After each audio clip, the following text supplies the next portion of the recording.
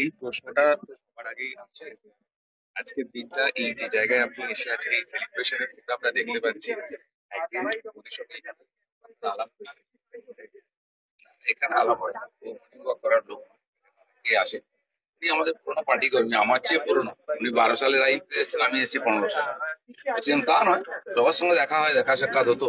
আমার বাড়িতেও এসেছেন।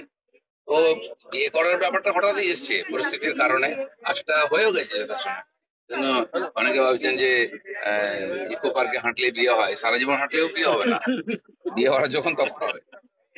দাদা, এর মধ্যে আজকে আপনি চলে যাচ্ছেন, অবশ্যই নিজস্ব আপনার যে কাজ আছে, এরপরে দলের মধ্যে একটা চাপানুতর ছিল। আমরা আগের পর্বে আবার এখন পরিস্থিতি যাই হোক, পরিস্থিতি পাল্টায়, যে পরিস্থিতির সঙ্গে পাল্টায় না লোকে তাকেই মনে রাখে।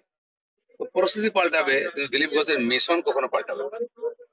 এই মুহূর্তে যে সময় আপনার বিয়ে নিয়ে হঠাৎ করে আপনি বলছেন, ইন্ডিয়াতে এই মুহূর্তে সব থেকে বড় চর্চার টপিক হয়তো আপনার বিয়ে। এই সময় রাজ্যে অনেকগুলো সাবজেক্ট আমরা দেখতে পাচ্ছি, কখনো মুর্শিদাবাদের অশান্তি, চাকরি হারা শিক্ষকদের কান্না। এই মুহূর্তে দাঁড়িয়ে আবারও প্রথম থেকে আছে। আমি রামনবমী উপলক্ষে 10 দিন বাইরে ছিলাম, দক্ষিণ থেকে উত্তরবঙ্গ।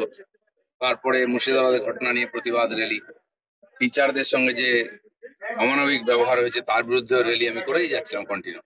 খালি দুদিনের জন্য আমার ব্যক্তিগত কাজের জন্য আমি ছুটিতে ছিলাম, তাও এখানে নববর্ষের মিছিল করেছি। 13 তারিখ এখানে মিছিল করেছি আমরা মুর্শিদাবাদ নিয়ে।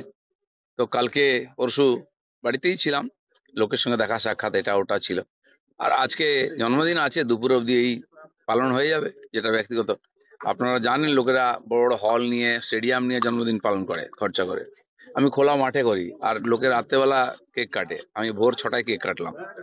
এই জন্য বুঝে নিতে হবে দিলীপ ঘোষ দিলীপ ঘোষ।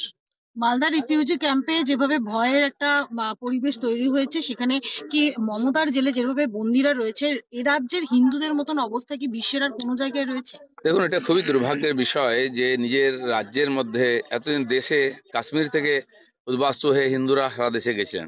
এখন রাজ্যের মধ্যে এক জেলা থেকে অন্য জেলায়, এরপরে অন্য রাজ্যে চলে যাবেন, কারণ এখানে যদি জীবনের মান সম্মানের সুরক্ষা না থাকে মানুষ কি করবে।